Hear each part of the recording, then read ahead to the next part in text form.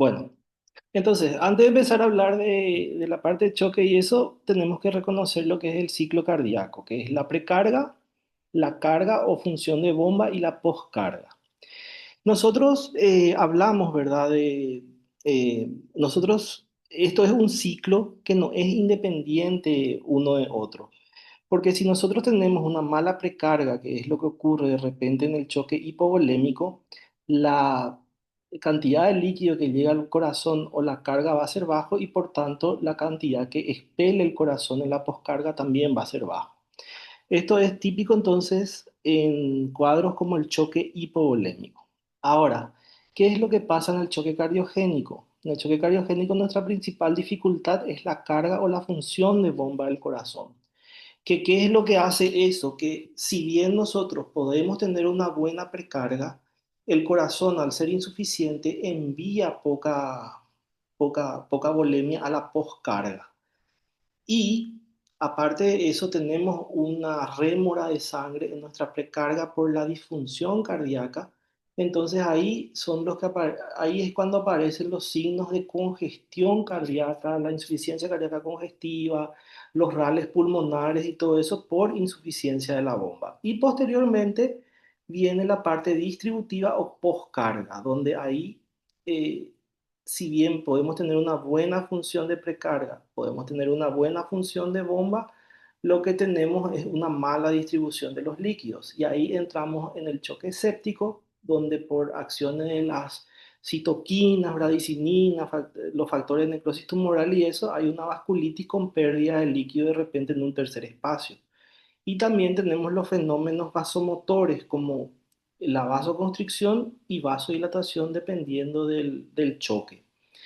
En el choque anafiláctico también, que es un tipo de choque distributivo, tenemos, pero mediado por las histaminas. Y en el caso del choque neurogénico, por ejemplo, tenemos una vasodilatación generalizada por pérdida del tono muscular. Entonces, la afectación de la poscarga lo que nos produce es una mala distribución de los líquidos que repercute en el ciclo, porque al salir todo este líquido a un tercer espacio, la precarga se ve afectada. De ahí que nosotros, cuando hablamos del tratamiento del choque, tenemos que ver cuál es la fase que está alterada y tratar de actuar sobre esa fase. Si es que nuestro choque es hipovolémico, nosotros normalmente lo que hacemos es actuar en la precarga.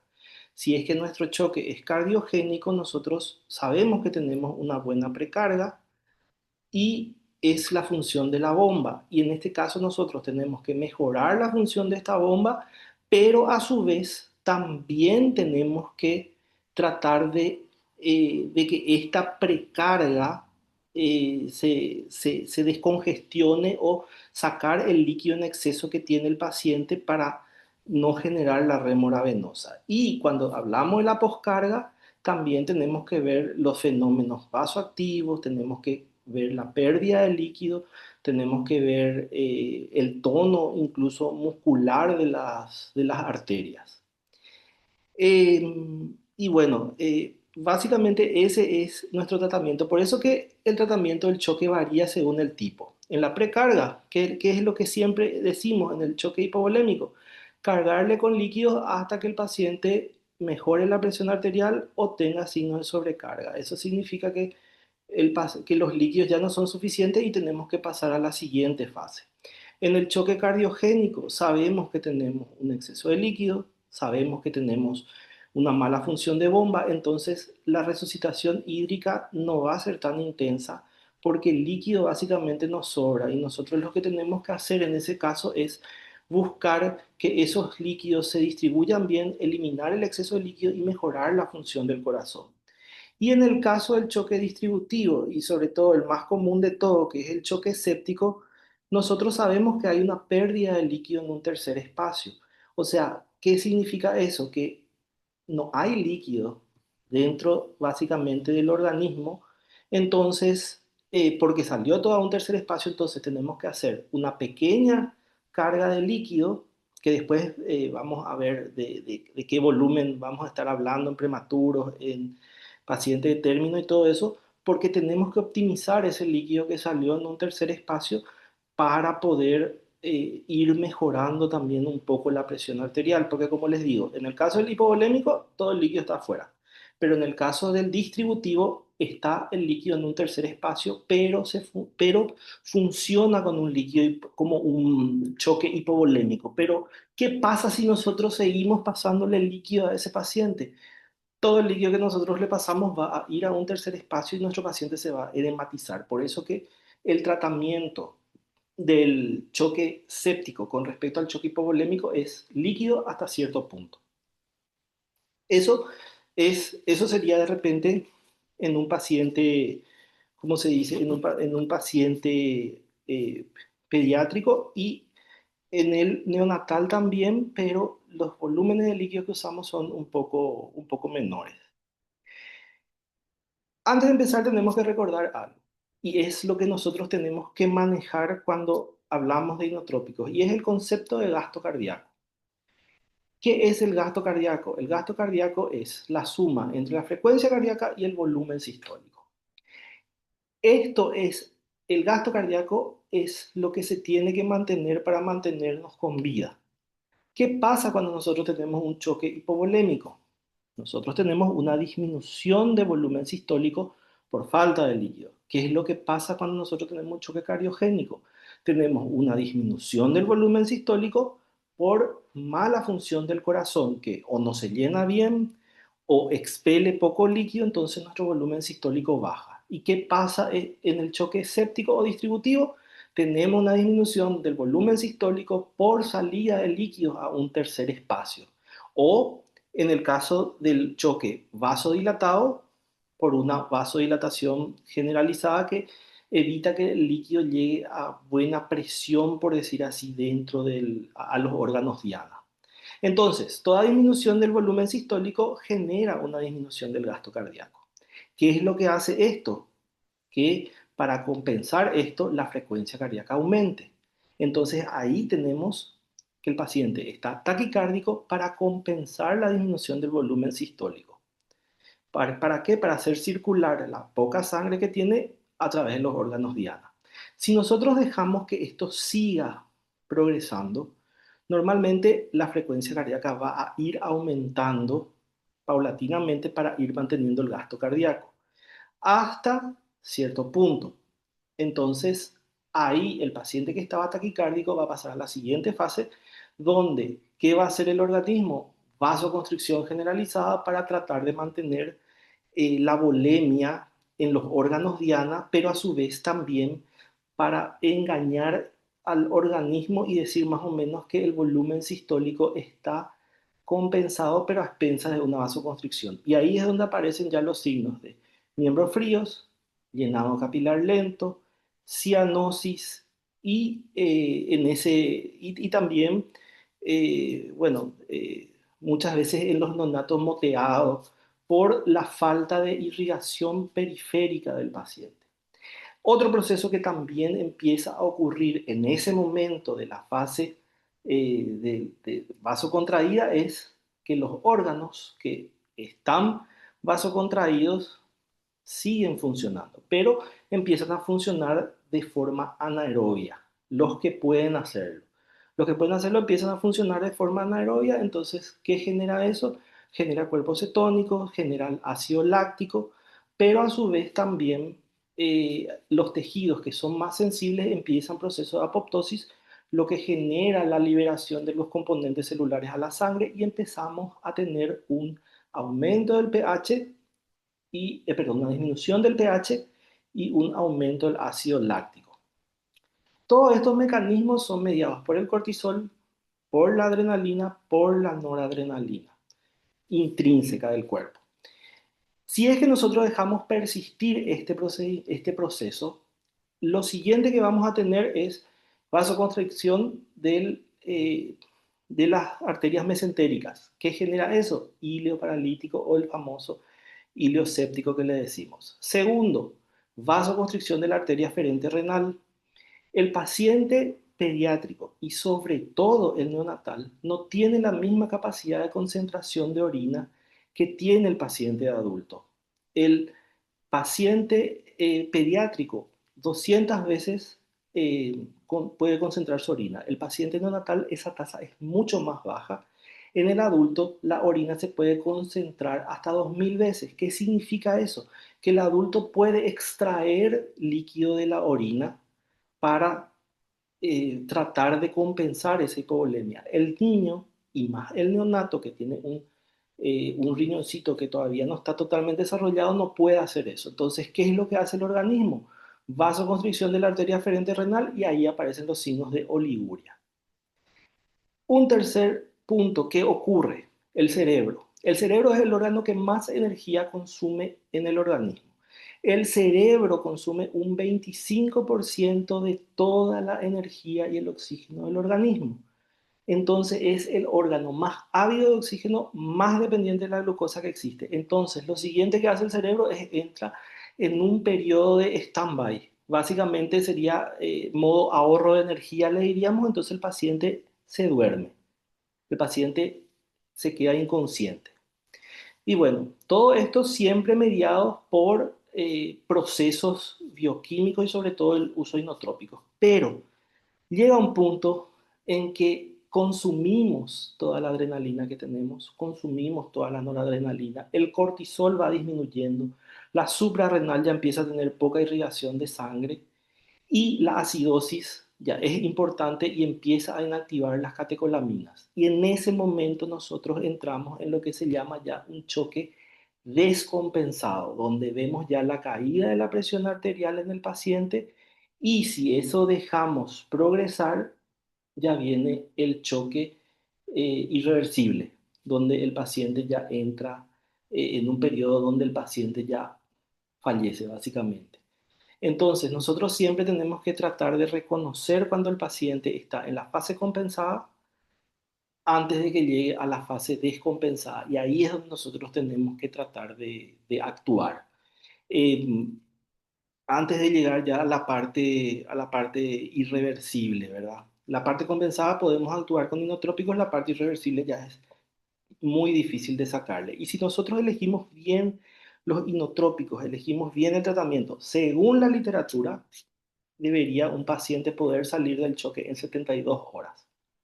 Pero ahí depende también de otros factores que vamos a ir viendo.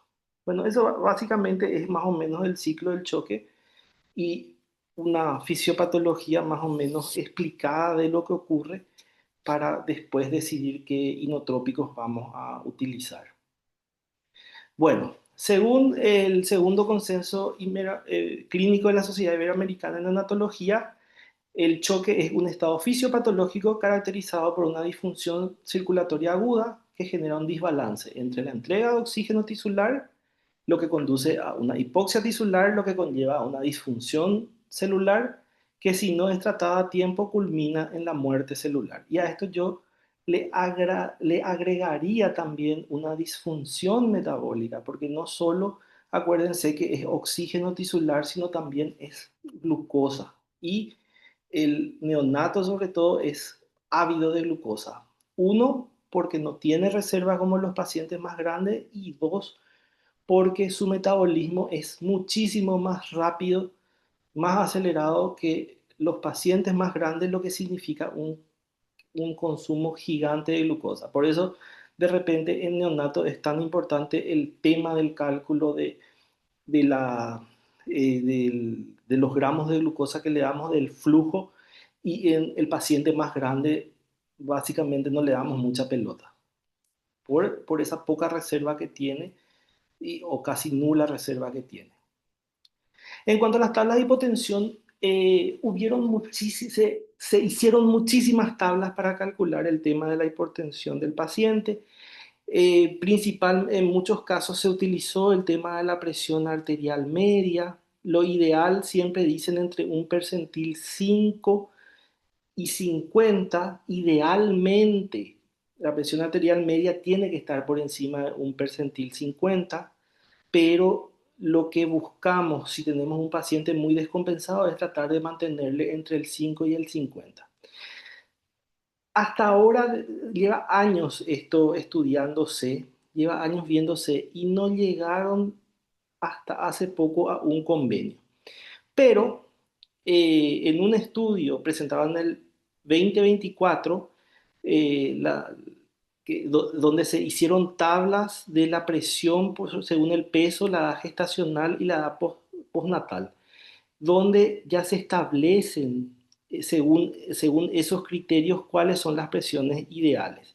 Esto les puse chiquitito nomás, no se ve nada bien, pero les voy a pasar después en el WhatsApp las tablas para que todos tengan y de repente podamos imprimir para guiarnos, donde tenemos las tablas de la presión arterial media. Realmente en neonatología nos manejamos más por la presión arterial media que por la sistólica y diastólica, y siempre tratando de mantener entre el percentil 5 y 50.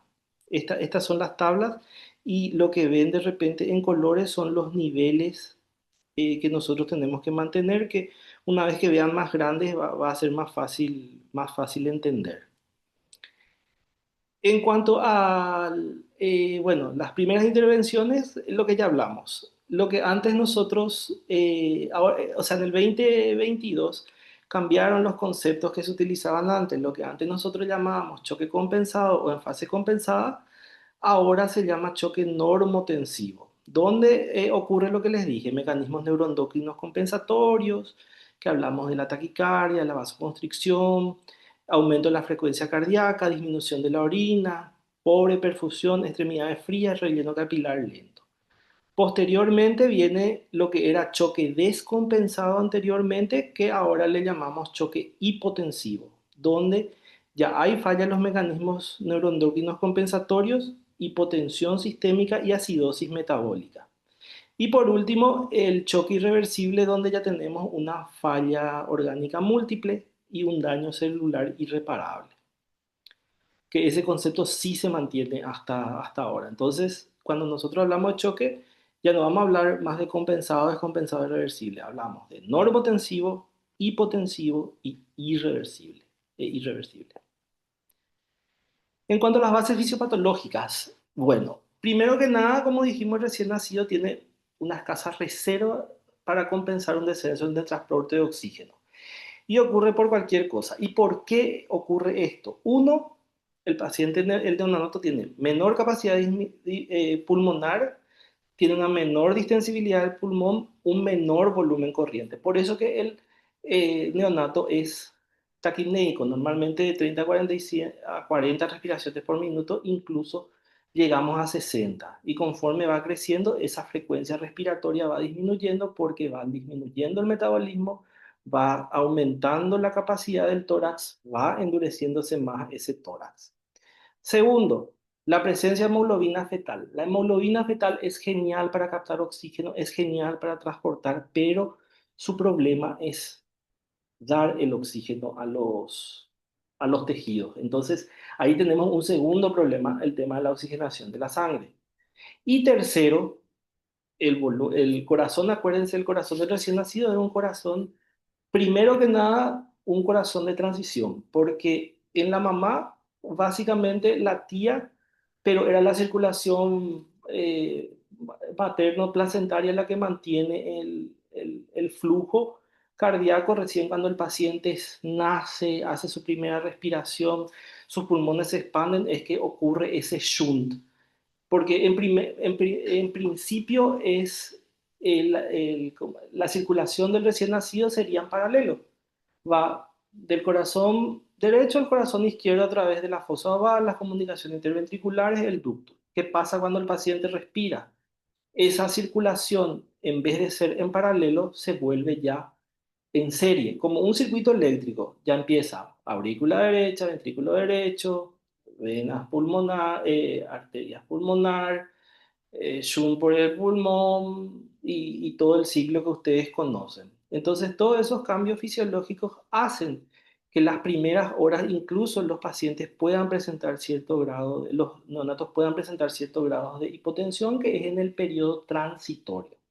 Además, tiene un menor volumen sistólico, una menor capacidad de incrementar su contractilidad y, por lo tanto, una menor compliance. Y eso hace que el neonato tenga una taquicardia fisiológica para compensar esas dificultades que tenemos. Y a eso también tenemos que sumarle que tenemos un pulmón que recién se está expandiendo, que tiene presiones muy altas y muchas veces ese corazoncito todavía no puede alcanzar esa presión del pulmón y ahí es que de repente tenemos la hipertensión pulmonar y tenemos que ayudarle un poquitito a vencer esa presión de ese pulmón 0 kilómetro que muchas veces supera a ese corazón. Entonces tenemos también ahí una fase donde, donde tenemos lo que se diría tipo una, mal y pronto diciéndole una insuficiencia cardíaca transitoria. ¿Cuáles son las manifestaciones clínicas, signos y síntomas? Yo creo que toditos manejamos esto, eh, pero en pacientes neonatales de repente es un poquitito más difícil de identificar que en los pacientes más grandes. Depresión del sistema nervioso central, dificultad para la alimentación, muchas veces no hay tolerancia justamente por esa poca irrigación, relleno capilar lento, pulso rápido y débil, presión arterial baja ya en los casos de choque hipotensivo, piel pálida, fría, reticulada, diferencia térmica y central aumentada. Normalmente hablamos de un choque cuando tenemos una diferencia de 3 grados entre la temperatura rectal y la temperatura axilar. Acidosis metabólica, que muchas veces no solemos encontrar en las fases precoces, pero en el choque descompensado ya puede estar presente. Taquimia, quejido, volumen urinario disminuido menor a 1, hablamos de oliguria menor a 0,5, ya podríamos estar en anuria. Y en casos graves, incluso coagulación vascular diseminada, intravascular diseminada. Y bueno, eh, el perfil del choque séptico, porque yo creo que de repente una de las cosas que más nos preocupa de repente es el choque séptico y es lo que más nosotros vemos. Hay dos tipos de presentaciones, que es el choque caliente o vasodilatado también se le dice, y el choque frío o vasocontraído. ¿Qué cambios hemodinámicos tenemos en el choque caliente? Y bueno, primero que nada, vasodilatación. Es un paciente rojo, pero que tiene una taquicardia y un llenado capilar lento y flash. Muchas veces este choque caliente es más característico de los pacientes prematuros y pasa desapercibido porque el paciente luce normal, pero ¿qué pasa? Tiene una frecuencia cardíaca muy aumentada que no podemos explicar. ¿Cuál es la presentación clínica? Y los miembros suelen estar tibios, el paciente puede estar febril, taquicárdico, el pulso está aumentado y incluso está saltón. ¿Y qué es lo que ocurre en el choque caliente? Y bueno, básicamente el paciente está vasodilatado. ¿Qué va a tener este paciente? Una presión diastólica muy disminuida, que esto hace que la presión del pulso aumente, que la presión del pulso, como todos saben, es la presión diferencial entre la sistólica y diastólica. Entonces, básicamente aumenta la presión del pulso, pero al estar disminuido la presión diastólica también les tira un poco hacia abajo a la presión sistólica. O sea que la presión sistólica puede estar normal, puede estar disminuida, pero con una presión diferencial amplia. El choque frío es el choque más fácil de diagnosticar. Normalmente se suele ver más en pacientes pretérminos y sobre todo los que vienen infectados de la casa.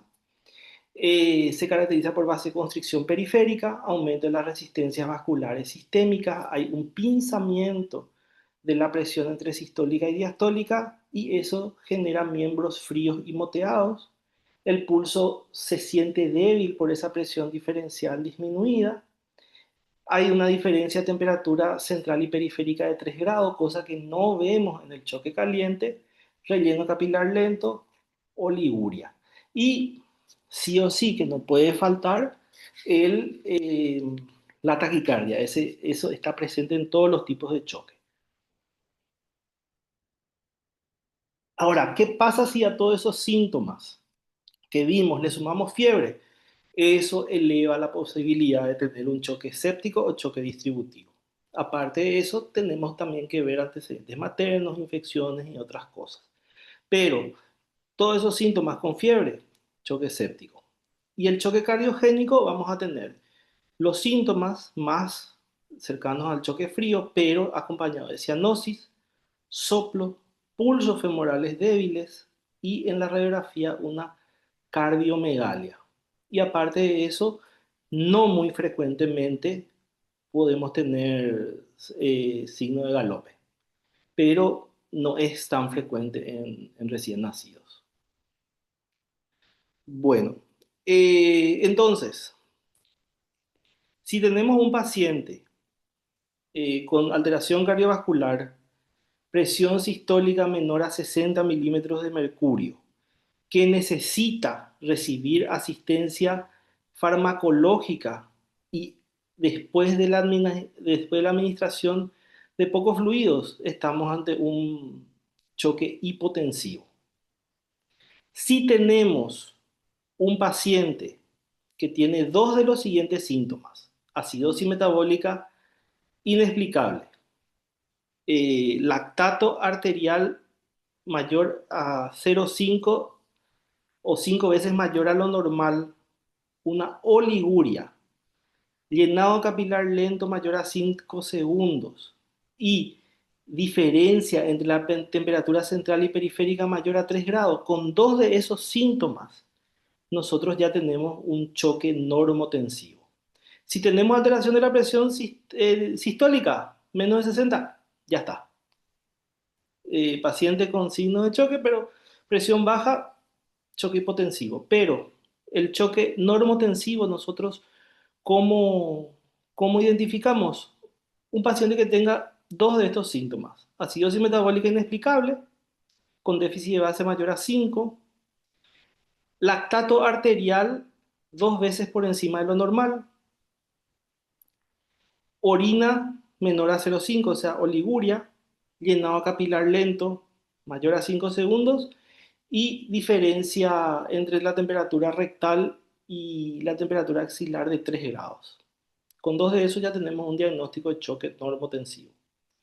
Esto es muy interesante realmente porque esto hicieron, esto es de Europa y en el 2018 los indios también presentaron su tabla donde también ellos hablan de tiempo de llenado capilar, la tasa urinaria, la frecuencia cardíaca, la presión arterial, la presencia de acidosis láctica, la presión venosa central, la saturación venosa mixta y la diferencia en arteriovenosa entre el oxígeno de oxígeno, que básicamente una saturación venosa central, que sería el que obtenemos a través de la arteria umbilical, eh, menor a 70 ya nos podría hablar también ya de un choque.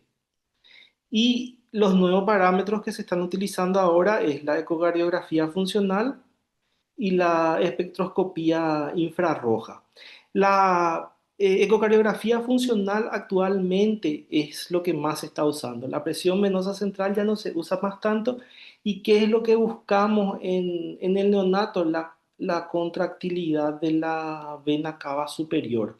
Con el ecocardiógrafo vemos, apretamos y vemos cómo está la contractilidad. Si se colapsa totalmente y vuelve rápidamente a su lugar, o si de repente permanece colapsada. Ahora, por ejemplo, en la parte de terapia intensiva se está insistiendo mucho en lo que es el POCUS, que es que ya es el manejo de ecografía por el neonatólogo o por el terapista. Ya la presión venosa central, pues, depende mucho de la distensibilidad y muchas veces no refleja realmente el estado del paciente, o sea, el estado líquido del paciente. Además, con la ecocardiografía nosotros podemos calcular incluso cuánto de líquido necesitamos darle o si necesita más líquido el paciente. Es lo último que se está haciendo. Y después está los otros estudios, que es la resonancia magnética cardíaca, la cardiometría eléctrica, que no tenemos, y eh, llevarle a hacer resonancia para saber cómo está la función cardíaca de un paciente grave o sea, no sirve básicamente para nada. Entonces, ¿cuáles serían los parámetros más importantes? Bueno, y el llenado capilar, la orina, la frecuencia cardíaca, la presión sanguínea, la presencia de ácido láctico, y estos tres que ya no son ya muy rebuscados, por decir así, pero estos sí podemos tener de forma rápida. Y en el estudio anterior vimos que con dos de estos nosotros ya podemos diagnosticar un choque normotensivo, y si tenemos la presión arterial baja, ya hablamos de un hipotensivo. Y si podemos hacer una ecocardiografía, ya que tenemos un ecocardiógrafo en el servicio, ¿no? Y nos formamos en eso, va a ser espectacular para que nosotros en vivo veamos qué tiene ese corazón. Incluso podríamos medir también la presión pulmonar, y no depender de que venga un cardiólogo. En cuanto a la evaluación del paciente del choque hipotensivo, esto les voy a pasar también después, este cuadro, pero básicamente es de lo que estuvimos hablando, de la parte clínica, la parte ecocardiográfica. Y después, bueno, están las monitorizaciones invasivas, no invasivas, incluso hasta electroencefalograma te habla, cosas que de repente nosotros no tenemos, pero con una buena clínica y una buena ecocardiografía, nosotros podemos ya hacer un buen diagnóstico. No, no es difícil. Y con esos criterios que nos dieron de 5, que necesitamos 2, podemos ya decir, este paciente está en choque, voy a empezar a actuar ahora. Bueno, esto básicamente ya hablamos y vamos a ir desarrollando, porque anteriormente pues nosotros tratábamos según el tipo de shock, ahora nosotros vamos a tratar según la fisiopatología del paciente. Y para hacer eso, primero tenemos que conocer la fisiopatología del choque, segundo tenemos que conocer sobre qué actúa cada inotrópico, y tercero, ahí vemos cómo actuar. La monitorización, tenemos dos tipos de monitorización, la no invasiva y la invasiva. La no invasiva, que es la frecuencia cardíaca, frecuencia respiratoria, patrón respiratorio, el estado de conciencia del paciente, y una presión no invasiva cada 15 a 30 minutos. La saturación de oxígeno, que idealmente siempre es la saturación, en este caso suele ser la saturación venosa central del paciente, que tiene que ser mayor al 70%. Si es que es menor al 70%, o significa, uno, que el paciente no está recibiendo buena cantidad de oxígeno por el choque, o dos, que de repente el paciente necesita una transfusión de sangre porque su hemoglobina de repente está un poquitito baja. Y la medición de la vena cava inferior por ecocardiografía, que es ahora que es lo top ahora. Y la invasiva está la presión venosa central, cosa que ya está básicamente en desuso, la presión arterial invasiva continua, cosa que se puede hacer a través de la arteria umbilical. Los monitores traen, hay que pedir nomás así el domo, que es más o menos parecido al domo para medir el PIC en los pacientes con traumatismo de cráneo. Es un domo así especial donde te muestra en tiempo real la presión del paciente. Pero sería cuando el paciente está con una vía arterial umbilical. Por vía periférica es muy difícil hacer, por vía arterial radial, y eso en neonatos es muy difícil hacer, incluso está contraindicado. Y después la gasometría arterial de arteria umbilical o periférica, para el seguimiento también del paciente. En cuanto a los métodos auxiliares, bueno, yo creo que sabemos ya todito lo que le podemos pedir al paciente: hemograma, plaqueta, medición de la función renal, sobre todo la función renal muy importante, porque estos pacientes pueden hacer una insuficiencia renal de causa prerrenal por la hipoperfusión durante el choque, medición de la función cardíaca, CK total, CKMB, LH, troponina I. En las primeras horas normalmente la CK total y CKMB no está muy alterada. Si es que tenemos en el hospital, lo que nos serviría mucho antes de las 12 horas sería la troponina I ultrasensible, que aumenta en ese tiempo. Y después ya pasar a la troponina I. Es normal ver un aumento de estas enzimas cardíacas mientras que el paciente esté en choque. Se pueden pedir cada 48 horas y su descenso nos habla también de una mejoría de la función cardíaca. Después está la medición de la función hepática, coagulograma, electrolitos, glicemia, cultivos y radiografía de tórax. La ecocardiografía, como dijimos, bidimensional y Doppler para evaluar, evaluar el corazoncito del paciente, la presión, se puede medir el gasto cardíaco y también ver cómo está, si no necesita más líquido o no está sobrecargado de repente, porque muchas veces también nosotros le sobrecargamos al paciente y estamos forzando también ese corazoncito y es como que el corazoncito está bombado y no se puede contraer totalmente, por eso también el exceso de líquidos no es muy bueno en un paciente en choque, porque nosotros a veces le pasamos mucho líquido queriendo mejorar la volemia, pero lo que estamos haciendo es inflar como globo ese corazón y no tiene una buena contractilidad y le metemos inotrópico y muchas veces nos estamos pasando con los líquidos.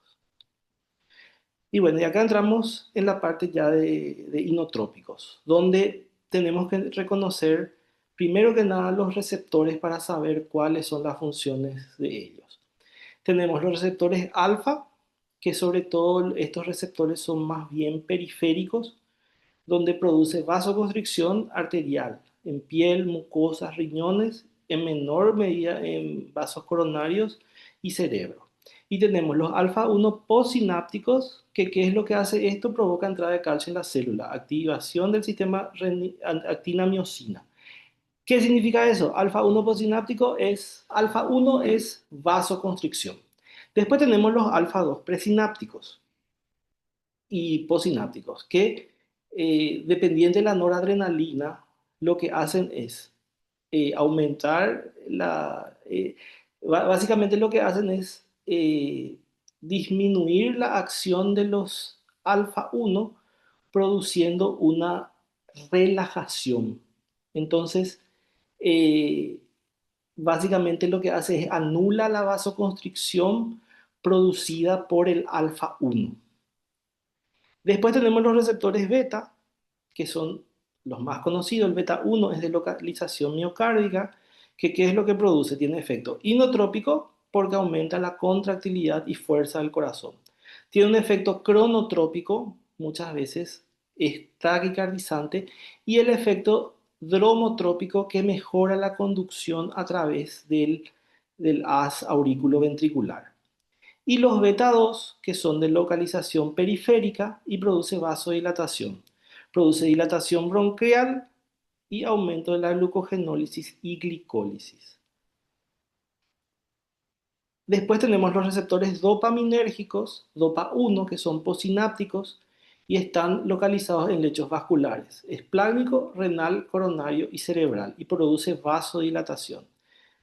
Y después está el dopa 2 que está ubicado en el territorio gastrointestinal carotidio, que lo que hace es disminuir la entrada del sistema nervioso central y es más bien, es más bien causa alteraciones hormonales. El dopa 2 es el que nos produce felicidad de repente cuando hacemos algo que nos gusta, pero el dopa 1 es el que ejerce el efecto inotrópico y que nosotros buscamos. En cuanto a este es un resumencito de los efectos. Entonces, alfa 1 es vasoconstricción con escaso efecto inotrópico.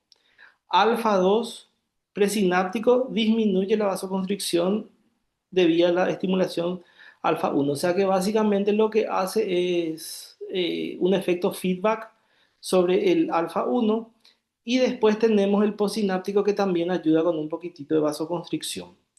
El beta uno que dijimos que es inotrópico, cronotrópico y dromotrópico, que es de repente el efecto que más buscamos. El beta 2 que es vasodilatador periférico y coronario, perdón, vasodilatador periférico, y el dopaminérgico que produce vasodilatación renal, mesentérica, coronaria y cerebral. En cuanto a la clasificación, clasificamos en cuatro grupos. El grupo uno que es los inoconstrictores, donde entra la noradrenalina, adrenalina y dopamina. El grupo 2 que son los vasoconstrictores puros. O sea, estos son, aparte de mejorar la función cardíaca, el grupo uno también mejora la vasoconstricción periférica.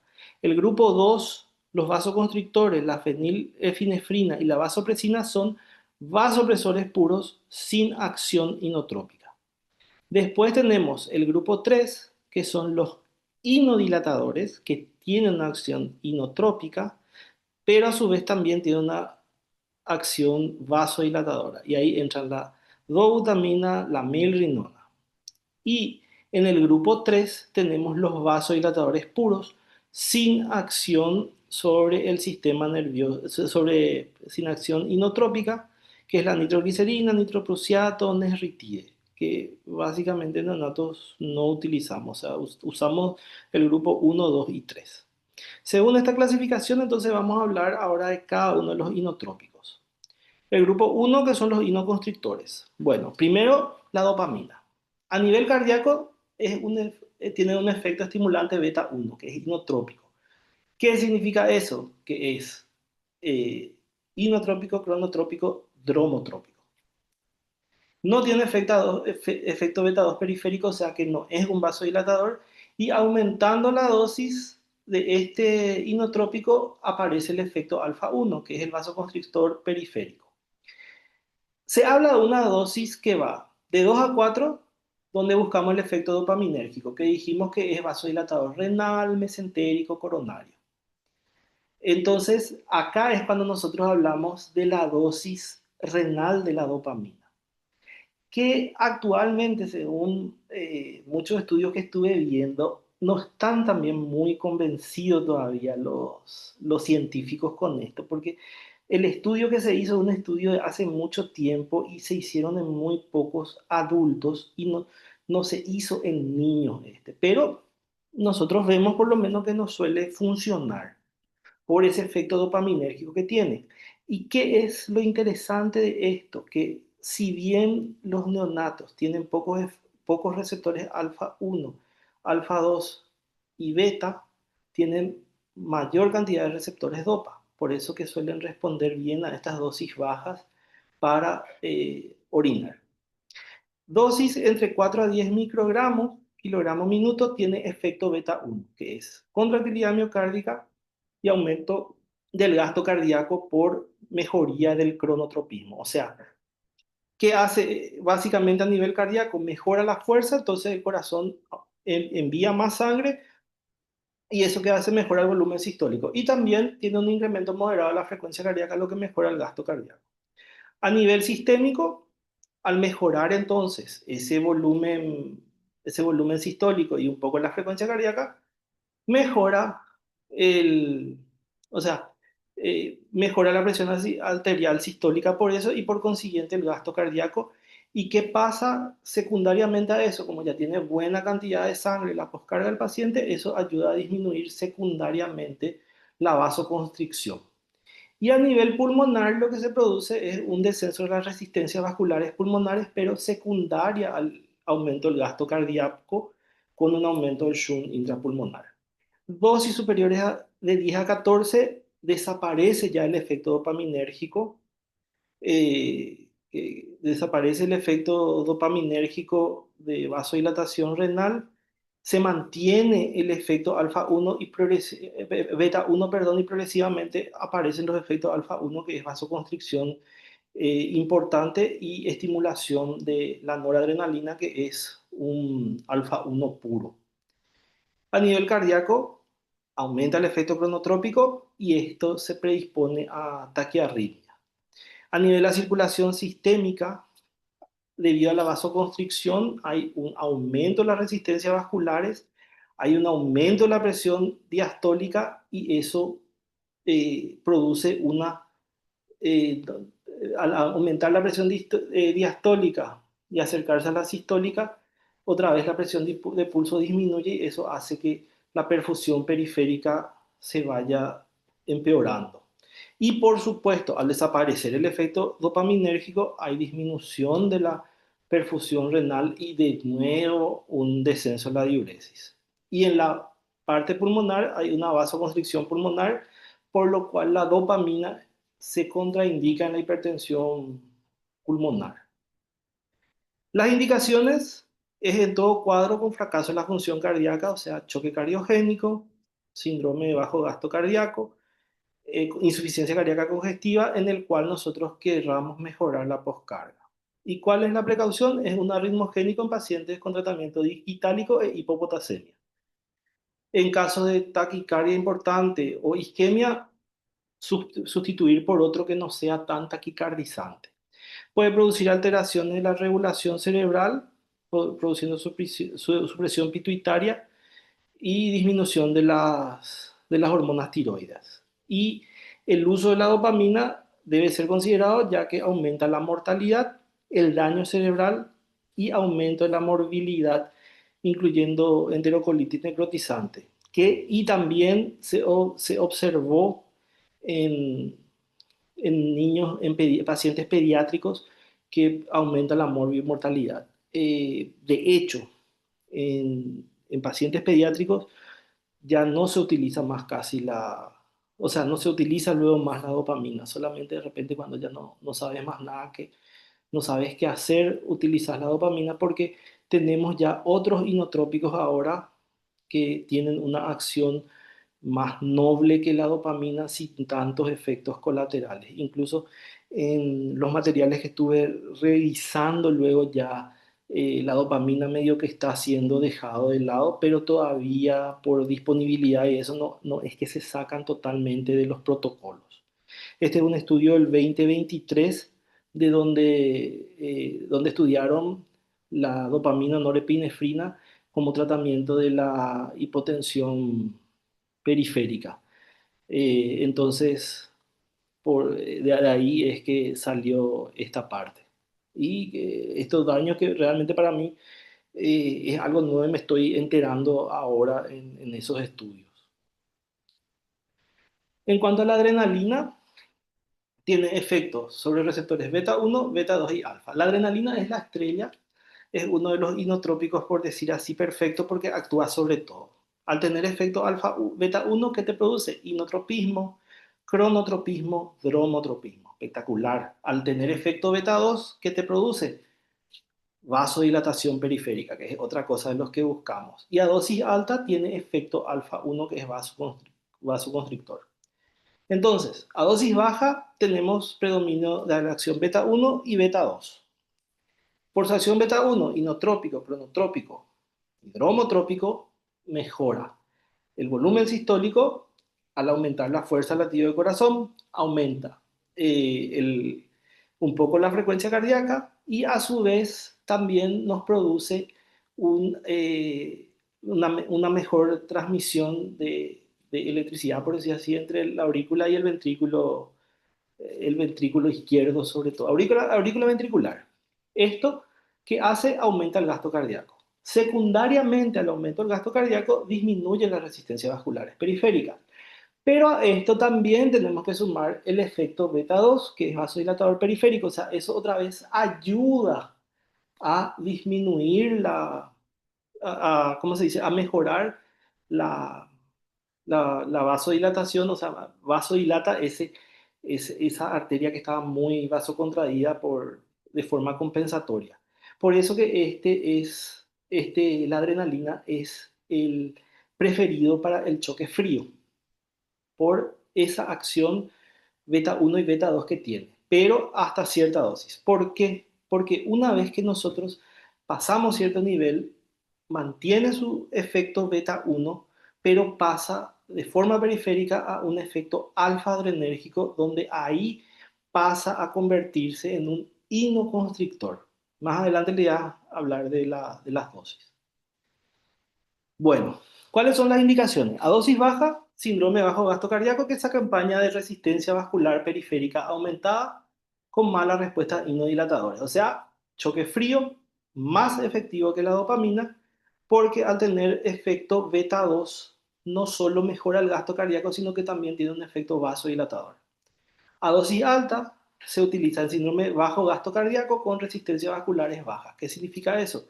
El paciente que persiste, tiene un bajo gasto cardíaco, queremos mejorar la función cardíaca, que ya utilizamos otros medicamentos inoconstrictores y no logramos vasocontraerle al paciente.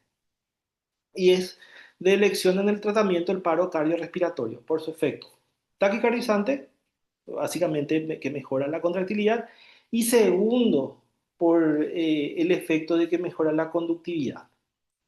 Es ideal en el periodo de transición, en la primera semana de vida, más que la dopamina, y su contraindicación es taquiarritmia grave e hipovolemia severa, que es la contraindicación de todo inotrópico.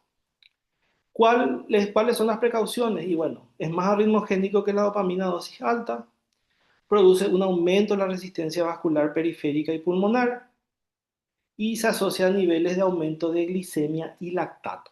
Entonces, por eso muchas veces vemos pacientes que de repente no tienen un flujo muy alto, pero están hiperglicémicos y suele ceder al bajar la adrenalina. ¿Cuál es la dosificación? La dosis baja es de 0,05 a 0,3 microgramos kilogramo minuto. Y como inoconstrictor de 0,5 a 0,8. Esta dosis de 1 a 3 microgramos kilogramo minuto no se usa. Incluso nosotros, cuando llegamos a esta dosis de 0,3, ahí ya tenemos que empezar a pensar en utilizar otro inotrópico. Ese 0,3 sería nuestro punto de corte y decir, hasta acá llego con la adrenalina, no me está respondiendo el paciente, entonces tengo que ver qué otra cosa le puedo agregar. Ese es, anteriormente pues se llegaba a hablar de 0,5, 0,8, no, ahora es 0,5, 0,3. O sea, esa dosis es 0,5, 0,8, 1, quítense de la cabeza. 0,05 a 0,3 es lo que tenemos que dejar grabado en nuestra cabeza. Después tenemos la noradrenalina. La noradrenalina tiene una acción directa sobre los efectos alfa 1 y alfa 2, o sea que o potencia el efecto alfa 1 al aumentar la noradrenalina o disminuye el efecto alfa 1, hace un feedback al disminuir. No tiene efecto beta 1, o sea que tiene un efecto a nivel central, no tiene, o sea que tiene muy poco efecto inotrópico, pero preferentemente es periférico su efecto. eh, Provoca vasoconstricción en la piel, músculo, riñón, territorio esprácnico, lo que hace un aumento de la presión cerebral con aumento secundario del flujo cerebral y coronario. Como dijimos, el paciente normalmente en quien utilizamos la noradrenalina, el paciente que está muy vasodilatado, con una presión diastólica baja, que básicamente lo que hace es estirar para abajo la presión sistólica también, por eso el paciente está hipotenso. Entonces, nosotros al hacerle noradrenalina y mejorar el tono muscular, básicamente aumentamos la presión diastólica y secundariamente esa presión sistólica por el tema de la compresión de los líquidos también va aumentando secundariamente. Y al aumentar la presión arterial, secundariamente también mejora nuestro flujo cerebral y coronario. Las indicaciones es shock con gran vasodilatación periférica, donde tenemos la necesidad de aumentar las presiones sanguíneas para mejorar perfusión cerebral y cardíaca. Contraindicaciones, taquiarritmia grave o clínica evidente de vasoconstricción. Y si hay disfunción cardíaca, anteriormente se decía no utilizar noradrenalina, actualmente se dice no usar sola, siempre con otro inotrópico, ya que al no poseer acción beta 1 o escasa acción beta 1, vos le estás forzando a tu corazón cuando usas noradrenalina sola si tu corazoncito está afectado.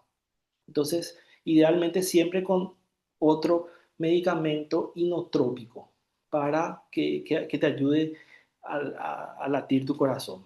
Precauciones en el paciente con Insuficiencia renal por hipoperfusión, eso significa en la insuficiencia renal de origen prerrenal, donde todavía puede haber persistencia de la vasoconstricción renal, puede disminuir la perfusión mesentérica y retrasar la tolerancia enteral por esa causa. La dosificación va de 0,05 a 0,5 microgramos minuto, incluso llegando a 1 dosis dependiente. También, igual que la adrenalina, nos quedamos en 0,05 a 0,3. Esa es la dosis que manejamos. Una vez que llegamos a 0,3, decimos ahí, bueno, mi noradrenalina no está funcionando, ¿qué más le puedo hacer al paciente? En cuanto a la adrenalina y noradrenalina, 0,3 tiene que ser nuestro límite para decir, bueno, estamos ante una refractariedad y ahí ver qué más empezar. Bueno, es un potente, seguimos todavía hablando de la noradrenalina, es un potente vasoconstrictor, dijimos con predominante efecto alfa 1, efectivo en aumentar el gasto cardíaco, pero es secundario a una mejoría de la vasodilatación del paciente. Disminuye, se habla que disminuye la resistencia pulmonares, si bien su efecto es más periférico, pero no es de primera línea. Posee un efecto alfa 2 y eso es lo que estimula la producción de óxido nítrico, no es porque actúe más o menos directamente sobre el pulmón, ¿verdad? Eh, Puede ser de primera línea en el choque vasodilatado, que dijimos el choque caliente asociado a NEC y sepsis.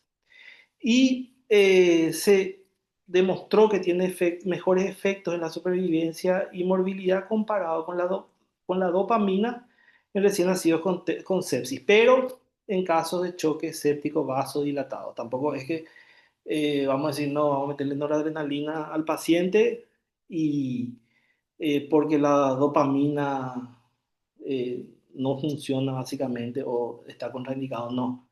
Es en pacientes que tienen una buena función cardíaca, pero están vasodilatados periféricamente, porque acuérdense que no tiene un efecto inotrópico. Y dosis mayores a 0,6 microgramos por kilogramo minuto no está recomendado en neonatos.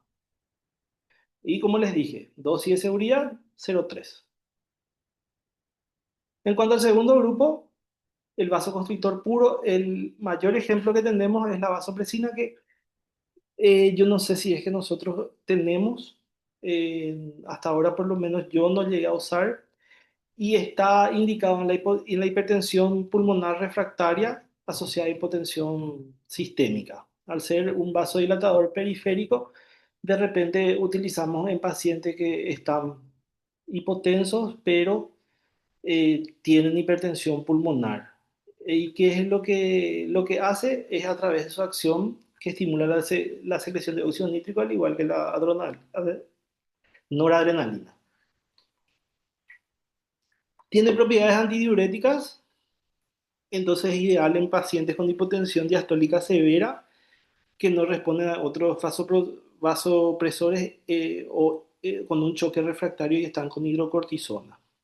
Es ideal en el tratamiento de hipertrofia septal después de la dobutamina. La dosis es de 0,01 a 0,36 microgramos kilogramo hora, lo que equivale a 0,17 a 6 microunidades por kilogramo minuto. Y bueno, y las precauciones son la hiponatremia, la vasoconstricción que puede afectar la perfusión mesentérica y afectar la tolerancia y la alimentación. Y bueno, y contraindicaciones, hiponatremia. Después tenemos el grupo 3 que son los inodilatadores. En este grupo tenemos las dos estrellas, que son las catecolaminas y los inhibidores de la fosfodiesterasa.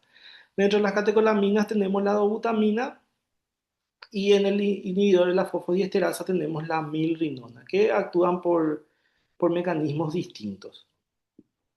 En cuanto a la dobutamina, tiene una intensa acción beta 1 adrenérgica, o sea, inotrópico, cronotrópico, dromotrópico, pero un menor efecto beta 2 comparado con la mirrinona. Pero comparado con la adrenalina, más o menos tiene el mismo efecto beta 2, un poco más que la adrenalina y nulo efecto alfa, o sea, vasoconstrictor luego no es IT vasoconstrictor.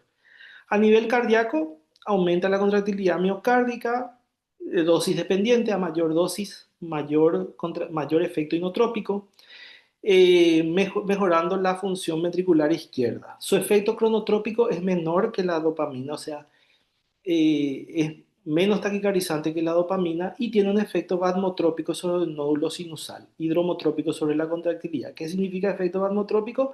Que básicamente es un estimulante del nódulo sinusal y aparte de eso mejora la conductividad auriculoventricular. Produce vasodilatación coronaria, pero con consumo de oxígeno es alto por efecto taquicardizante. ¿Qué es lo que pasa con la dobutamina? ¿Por qué aumenta el trabajo cardíaco? Como ustedes saben, el corazón se oxigena durante la diástole. Al ser un poco taquicardizante y por su efecto valnotrópico, le da muy poco tiempo de diástole al paciente. Entonces, básicamente, si bien hay una vasodilatación coronaria, no hay una buena oxigenación por ese efecto. Entonces, por eso se dice que la dobutamina aumenta el trabajo cardíaco. A nivel de la circulación sistémica, por su efecto beta 2 mejora el gasto cardíaco con una disminución de las resistencias vasculares periféricas y por su efecto vasodilatador. Y con esto produce un descenso en la poscarga. Y a nivel de la circulación pulmonar provoca descenso en la resistencia vascular pulmonar, incluso pudiendo llegar hasta disminuir en un 30% de, de esta presión pulmonar, lo que mejoraría el shunt de derecha a izquierda. En cuanto a sus indicaciones, es un fallo importante en la función ventricular con resistencia vascular aumentada. Eso significa un choque vasopresivo. Ejemplo, choque frío en casos de asfixia e hipertensión pulmonar. Asfixia porque hay una mejoría de repente de la irrigación cerebral. Contraindicaciones son escasas, no aplicarse en taquiarritmia severa y ante una hipovolemia severa. Normalmente paciente hipotenso contraindicamos de entrada por lo menos una dobutamina. Dosificación, iniciar perfusión con una dosis media de 5 microgramos minuto, pero su rango va de 2,5 a 10 microgramos minuto. Y dosis mayores a 10 no se utilizan y tiene efecto cronotrópico, o sea, es muy taquicardizante. Yo me acuerdo que antes, cuando era joven, a veces 20, 30 y eso llegué a ver que se utilizaba, pero actualmente las nuevas guías ya dejan el rango en 10 microgramos minuto y de ahí no pasamos. Llegamos a ese tope y vemos para asociar con otro inotrópico de acuerdo a lo que tenemos en el paciente y tratar de mejorar eso. Y después viene la milrinona, que es la nueva estrella básicamente que está entrando últimamente, que ya es un derivado de la bipiridina eh, y tiene acción sobre las células vasculares tanto pulmonares como sistémicas. A nivel cardíaco tiene efecto discreto, inotrópico, cronotrópico y dromotrópico. Pero ¿qué es lo que hace? ¿Por qué la milrinona utilizamos cuando hay falla del corazoncito? Porque lo que hace es mejora la función vasodilatadora, también mejora la relajación diastólica ventricular, lo que tiene dos acciones. Una, al mejorar la relajación diastólica, lo que hace es mejora el llenado de ese ventrículo, entonces al tener también un efecto inotrópico, envía mayor sangre, pero porque se llena más, se relaja mejor. Y dos, como dijimos anteriormente, el corazón se oxigena,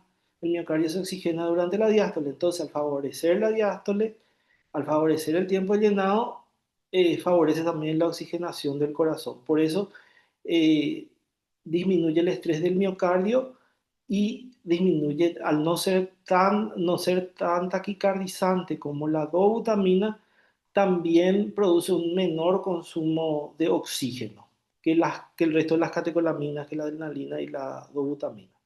A nivel sistémico, ¿qué produce? Vasodilatación importante con disminución de las resistencias vasculares sistémicas y de la poscarga ventricular izquierda, que es dosis dependiente. Eso significa que es un vasodilatador puro. Y a nivel de la circulación pulmonar provoca vasodilatación importante con disminución de la resistencia vascular pulmonar y de la poscarga del ventrículo derecho. Indicaciones, entonces, situaciones de bajo gasto cardíaco, choque cardiogénico o insuficiencia cardíaca congestiva con reservas vasculares sistémicas y o pulmonares aumentadas. Básicamente porque al producir una mayor diástole y carga del ventrículo, entonces nos alivia un poquitito esa insuficiencia cardíaca congestiva porque básicamente capta un poco más de sangre para poder enviar al resto del organismo. Eh, es de tercera línea sería, porque eh, en el tratamiento de la hipertensión pulmonar, porque primero, de primera línea, es la utilización del óxido nítrico, cosa que no tenemos. Entonces, muchas veces nuestra primera línea suele ser dobutamina, segunda línea sildenafil y tercera línea milrinona. Porque también por la vasodilatación periférica importante que produce, entonces nosotros dejamos ¿cómo es que se dice? En un tercer punto. Contraindicaciones, paciente hipovolémico por el riesgo de gran hipotensión es más vasodilatador que la dobutamina, entonces por eso tenemos que tener más cuidado. Tiene un efecto trombopénico leve, menor que la amrinona. Realmente el efecto trombopénico se describió más en la amrinona, pero se vio que la milrinona tiene 15 veces menos ese efecto, por lo cual tenemos que controlar su uso en niños con sangrado y plaquetopenia. Entonces, las precauciones, vigilar el paciente con plaqueta por el riesgo de sangrado. Tiene diferencias farmacocinéticas entre el niño y el adulto porque es de eliminación renal. Entonces eso hace que nosotros tengamos que ajustar la dosis en pacientes que estén con insuficiencia renal. No utilizamos las dosis habituales en este tipo de pacientes. Y precauciones, dice, pacientes que tengan fallo en la función renal, es necesario adaptar la dosis, incluso disminuir a la mitad cuando el clearance de creatinina está alto. Y la dosificación habla de una dosis de carga de 5 microgramos por kilogramo minuto que no está recomendado en neonatos. No se utiliza dosis de carga en neonatos porque te puede producir una hipotensión brusca. La dosis de perfusión continua va de 0,25 hasta 1 en neonatos. Ese 0,375, 0,5, 0,75 se usa en pacientes más grandes o incluso en adultos, pero en neonatos, por la tasa de filtrado glomerular que ellos tienen, se utilizan de repente dosis más pequeñas y su efecto desaparece a los pocos minutos de suspender la infusión y no presencia otra degradación por la luz.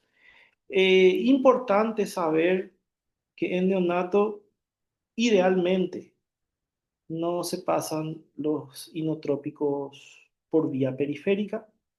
Eh, Podemos utilizar al comienzo para salvataje, ¿verdad? Mientras que logramos de repente tener una vía central, pero no es lo ideal pasar por vía periférica. En pacientes más graves sí se puede hacer porque se puede diluir al doble, al triple, al cuádruple, pero en neonatos no, porque le vas a sobrecargar con demasiados líquidos. Y el que no se tiene que pasar luego por vía periférica, ni por Dios ni por Cristo, es la noradrenalina, porque si es que llega a extravasar la noradrenalina puede producir necrosis. El resto, de repente la dobutamina y eso podemos, para salvataje hasta conseguir una vía segura podemos hacerlo, pero no es de repente lo ideal. Y el grupo 4 de los vasodilatadores que básicamente citamos nomás porque no se usan en neonatos. Y después, cuando hablamos de un choque refractario, el que sale de toda esta, de todo este grupo, aparece la hidrocortisona, que normalmente nosotros utilizamos la hidrocortisona porque hablamos ya de un paciente que tiene una insuficiencia suprarrenal por y que produce una falta de cortisol, que también es un vasoconstrictor, ayuda en la vasoconstricción, ¿verdad? Idealmente siempre se tiene que pedir un dosaje de cortisol previo al inicio, pero bueno, sabemos que no tenemos, entonces le hacemos nomás ya la hidrocortisona.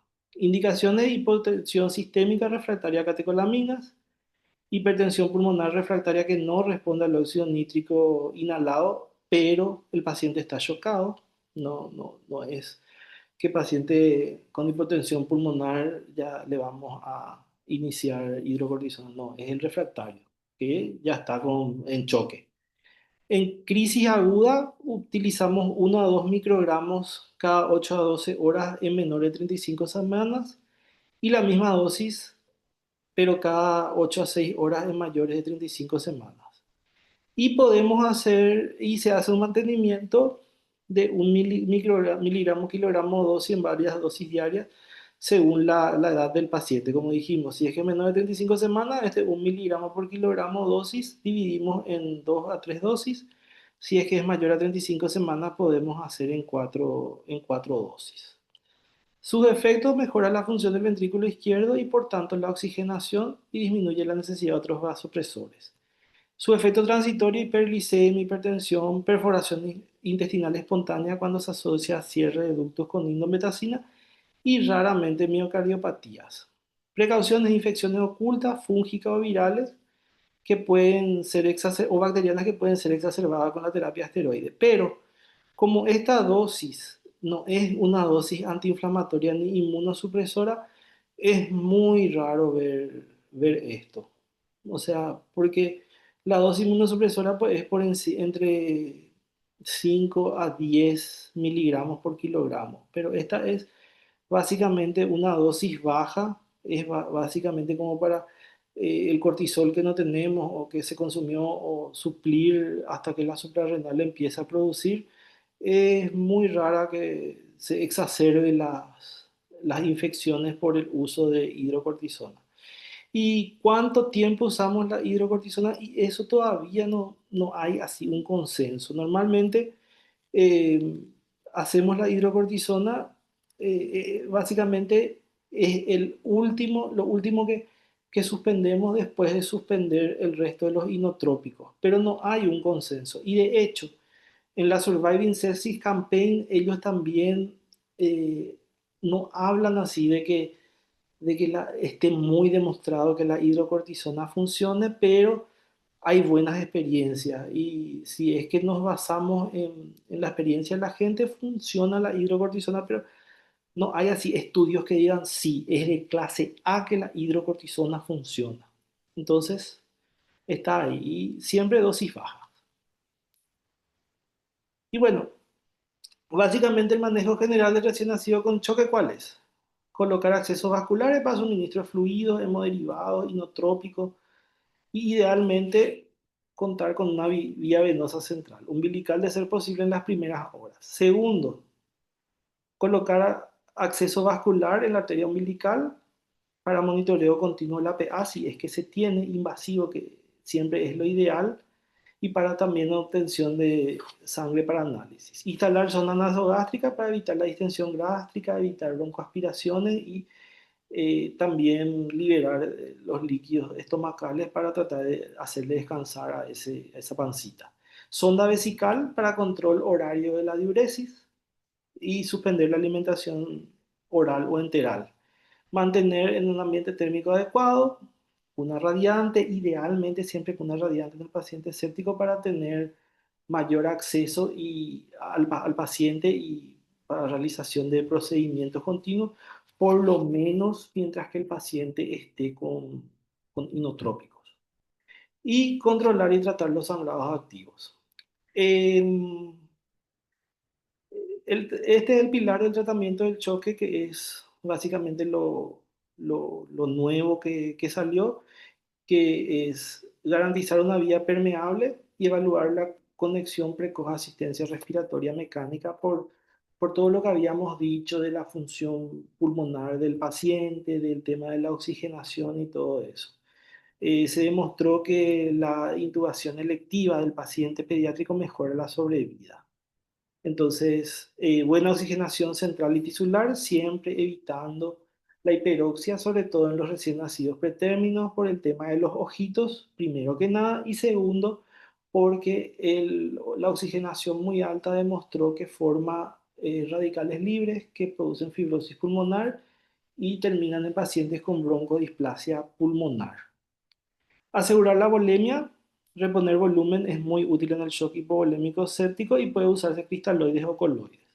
Cristaloides, suero fisiológico y lactato Ringer. No utilizamos lactato Ringer en neonato, los cristaloides son de la elección.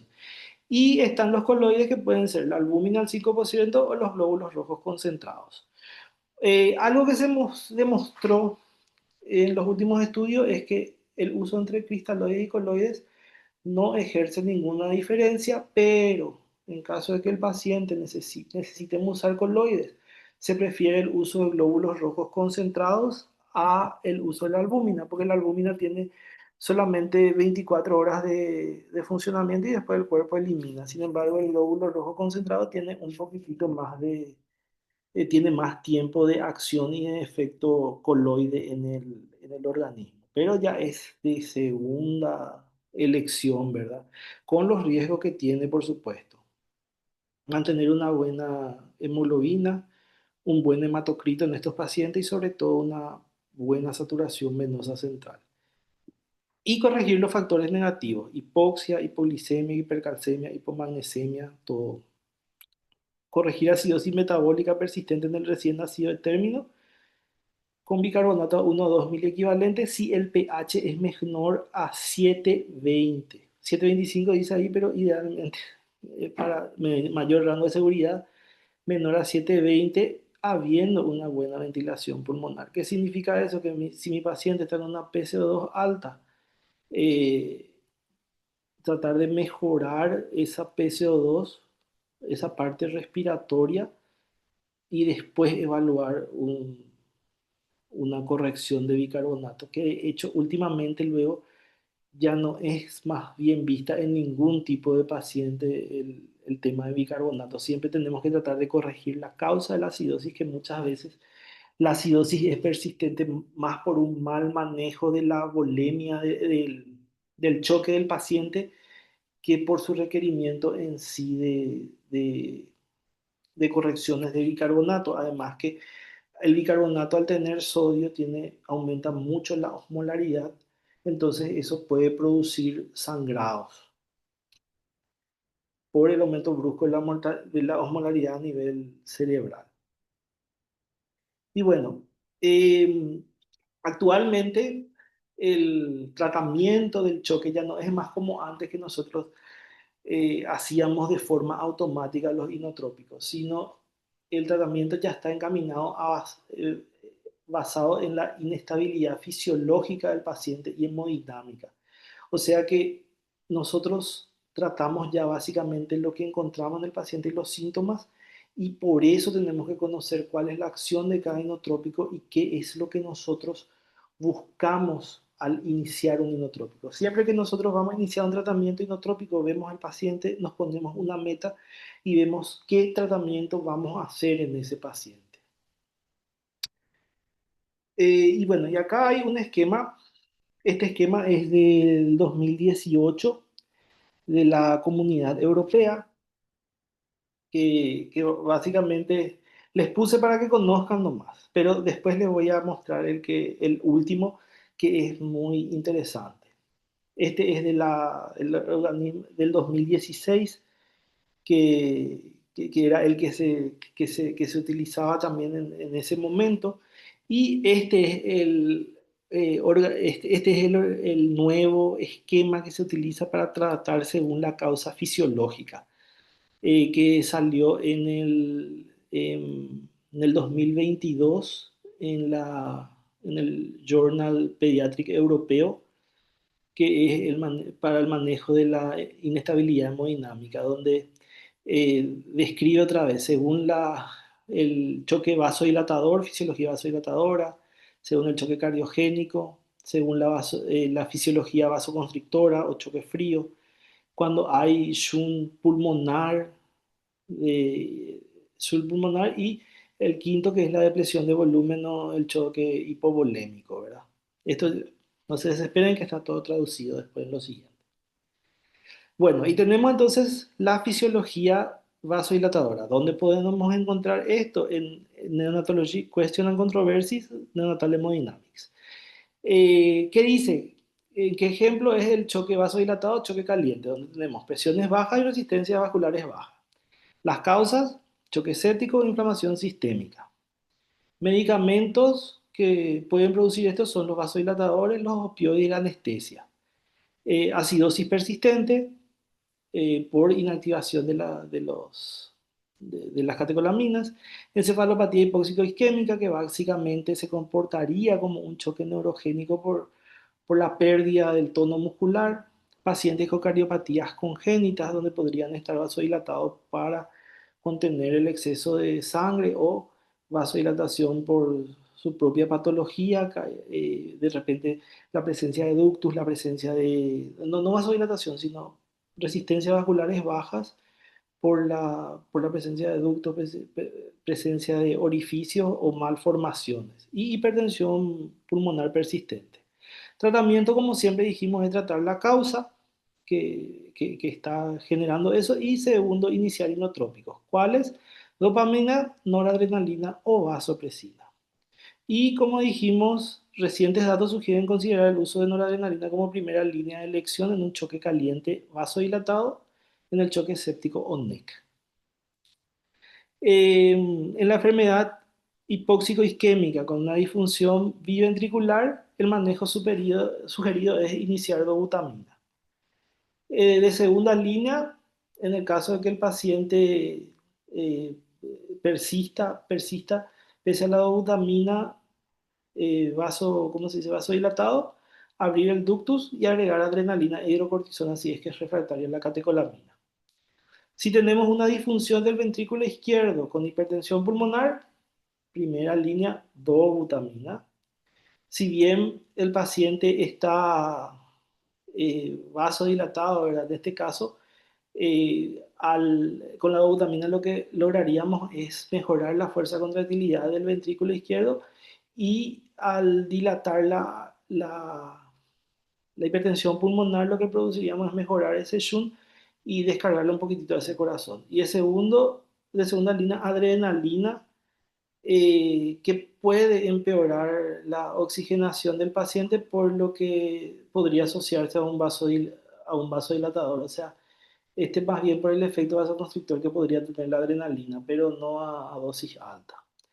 Y si el paciente está con una disfunción del ventrículo derecho, con hipertensión pulmonar, de primera línea dobutamina por su efecto inotrópico, vasodilatador de la arteria, de las arterias pulmonares, de segunda línea óxido nítrico prostaglandina para abrir el ducto y aliviar un poquitito esa carga excesiva que está teniendo la disfunción, el ventrículo derecho a través del ductus, de tercera línea adrenalina y de cuarta línea noradrenalina o hidrocortisona para tratar de vasocontraerle periféricamente al paciente. Pero ya es de última línea por el tema de la hipertensión pulmonar.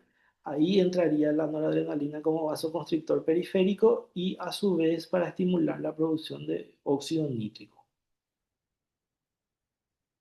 En cuanto a la fisiología vasoconstrictora, es el choque frío, donde tenemos un gasto cardíaco disminuido y resistencia vascular periférica aumentada. Y la causa es falla de adaptación postnatal, que es básicamente la más normal, que suele ser transitoria, posligadura del ductus, en caso de hipertensión pulmonar, encefalopatía hipóxico-isquémica y choque séptico frío. Y el tratamiento es mejorar el gasto cardíaco y bajar las reservas vasculares periféricas. Y ejemplo que se puede usar la dobutamina o mirrinona dependiendo del estado del paciente. Y como dijimos, si es que queremos plantear el uso de otros inotrópicos, la adrenalina por encima de la dopamina, sobre todo en la primera semana del nacimiento. Y bueno, y ejemplo, por ejemplo, tenemos la sepsis o el NEC, donde hay una baja constricción, con gasto cardíaco. Vasoconstricción con bajo gasto cardíaco, acuérdense que siempre hay eh, en la sepsis o en el NEC lo que hay una pérdida es del líquido en un tercer espacio, lo que una, produce una hipovolemia relativa. Entonces tendríamos que hacer una expansión modesta con cristaloides o productos sanguíneos, porque nosotros no buscamos inflarle al paciente y hidratarle con un choque hipovolémico, lo que buscamos es que haya sangre en el vaso sanguíneo para que nosotros podamos bombear esa sangre al iniciarle inotrópicos. De segunda línea, hidrocortisona, si no tenemos respuesta con la adrenalina. Acuérdense que es un choque frío, entonces de repente podríamos utilizar también dobutamina, que acá no dice, pero si es que buscamos ese efecto vasodilatador periférico, podríamos usar dobutamina y después recién pasar a la hidrocortisona. Y de tercera línea, si mejora la presión arterial, podría agregarse milrinona para, pero el paciente tiene, si es que está con una, si bien el paciente está con una presión ahí entre 5 percentil 10, yo no usaría la milrinona, sino si logramos conseguir una presión por encima del percentil 50 y mi paciente sigue vaso contraído, ahí podríamos agregarle la milrinona, pero de tercera línea ya. Después del choque cardiogénico, las causas suelen ser baja precarga, hipertensión pulmonar, disfunción miocárdica, la ventilación mecánica con ventilador de alta frecuencia, muchas veces puede producir un choque cardiogénico por el volumen alto que se maneja y funcionaría como o sea, limitaría la función del corazón, la capacidad ¿cómo se dice?, de contraerse y dilatarse el corazón, acidosis progresiva, sobredosis de inotrópico, arritmia, encefalopatía hipoxico-isquémica y miocarditis. El tratamiento básicamente es mejorar la contractilidad y la fuerza del corazón y secundariamente esto va a mejorar el gasto cardíaco, la resistencia periférica y la presión. Las de elección del choque cardiogénico son dopamina, butamina, adrenalina. Es el mejor en este momento es la adrenalina en el caso de choque cardiogénico, sobre todo en las primeras horas. ¿Por qué? No tanto la dobutamina de entrada, por lo que hablamos del tema que aumenta, que si bien es bueno por su acción vasodilatadora coronaria y su acción, su efecto batmotrópico y cronotrópico y eso aumenta un poco el trabajo, aumenta más el trabajo cardíaco que la adrenalina. Entonces, por eso en este momento se habla de mejor usar la adrenalina. En el hijo de madre diabética, por ejemplo, que sabemos que normalmente tiene una disfunción diastólica del ventrículo izquierdo y un mal llenado porque ese septo está aumentado de tamaño, ese corazoncito de repente está, ese miocardio de repente está un poco más grandecito.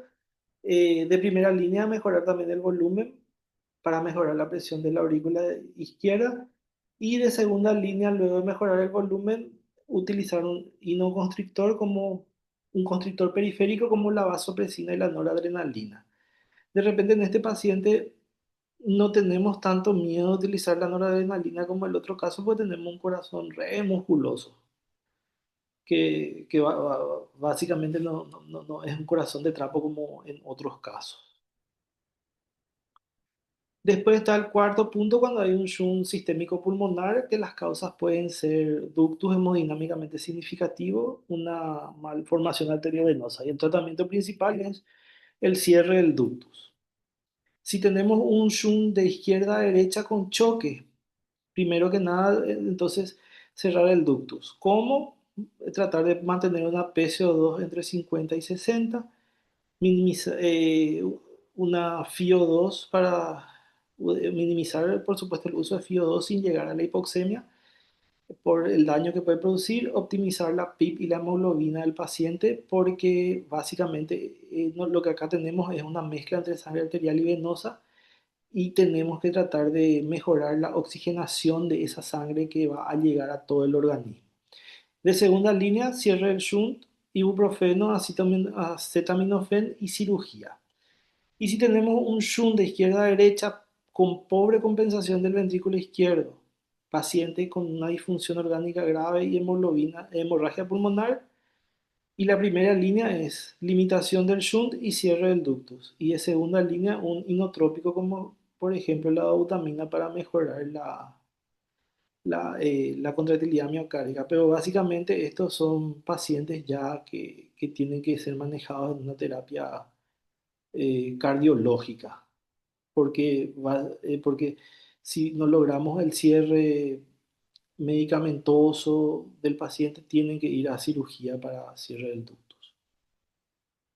Y el último caso es la depresión de volumen, más conocido como choque hipovolémico, y las causas pueden ser renales o gastrointestinales, escape capilar aéreo, donde de repente hay ruptura de los neumocitos y a través de ahí transudado de líquidos. Puede haber fuga capilar, hipertensión pulmonar, llenado capilar reducido, sangrado, sepsis o NEC con un tercer espacio importante. Y tratamiento es reponer con fluidoterapia. Y bueno, acá hay un estudio multicéntrico observacional de la terapia de uso de fluidos en neonatos, de bolos de fluidos. Acá se demostró que con una expansión y en el choque hipovolémico obtuvimos una mejoría del 45% de los pacientes y 67% en el choque hipovolémico. Esto es mejoría de la presión. ¿Quiénes no respondieron? Un 25% y un 33%. ¿Esto qué significa? Esto demostró que al hacer cada vez más expansiones, nosotros vamos mejorando este choque hipovolémico, o sea, vamos mejorando la presión arterial y por lo tanto, vamos mejorando el shock. Y si es que ven acá, por ejemplo, hay la acidosis metabólica, hubo un efecto negativo en 5%, pero hubo un aumento en un 75%, una mejoría en un 75%. O sea que básicamente lo que te habla este estudio es que la administración del líquido funciona y en el choque hipovolémico, por supuesto, y cuanto más líquido le pasas, mejores resultados tenés. Entonces, la pregunta es, ¿son beneficiosos los bolos intravenosos en un RN de término o pretérmino con sospecha de compromiso hemodinámico? Y hasta no tener signos de hipovolemia o hemorragia aguda, no utilizar bolos. Y este tiene una evidencia muy alta. ¿Por qué? Porque los bolos pueden estar asociados a eventos adversos. En las primeras 48 horas de vida pueden asociarse a un aumento de la incidencia de requerimiento de oxígeno posteriormente en la casa, que se observó una mayor prevalencia del ductus que requiere tratamiento, porque nosotros básicamente a ese ductus estamos forzándole a estar abierto y posteriormente puede requerir cirugía el paciente. Y segundo, por una hemorragia intraventricular debido a la sobrecarga de sodio también que le estamos dando, de sodio y de volumen que le estamos dando en cada expansión. O sea que si es que nosotros no tenemos signo de hipovolemia o hemorragia controlada, mejor nomás no hacer bolos y vamos a pasar directo a inotrópicos. O sea, eso significa ser cauteloso con los bolos, que si bien estos estudios hablan de que mejora la presión, eh, mejora la acidosis metabólica, disminuye el lactato, pero en el choque hipovolémico, no en cualquier tipo de choque o en cualquier tipo de situación. Eh, esta guía publicada en el 2006 decía que neonato y paciente pediátrico con hipovolemia, el primer fluido de elección para resucitación son los cristaloides, grado A. Eso se mantiene hasta ahora. Cuando es requerida una cantidad de líquido, ejemplo sepsis, se pueden utilizar coloides sintéticos por su mayor duración en la circulación. ¿Cuál coloide? Glóbulos rojos, grado C. ¿Qué significa grado C? Que puede o no funcionar. El volumen inicial debe ser 10 a 20 ml por kilogramo y la repetición del mismo debe estar basada en respuesta clínica del paciente. parar cuando no hay respuesta, o hepatomegalia grado C también discutible. Esto era en el 2006. Esto bórrense de su cabeza ya.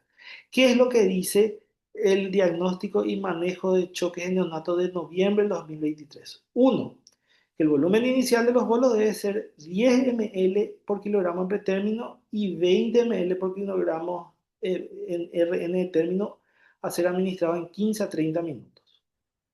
¿Cuál es el límite? 20 ml por kilogramo en pretérmino, 40 ml por kilogramo en paciente de término y debe estar asociado, administrado en niños con choque hipovolémico o choque indiferenciado en los cuales la ecocardiografía muestra signo de hipovolemia.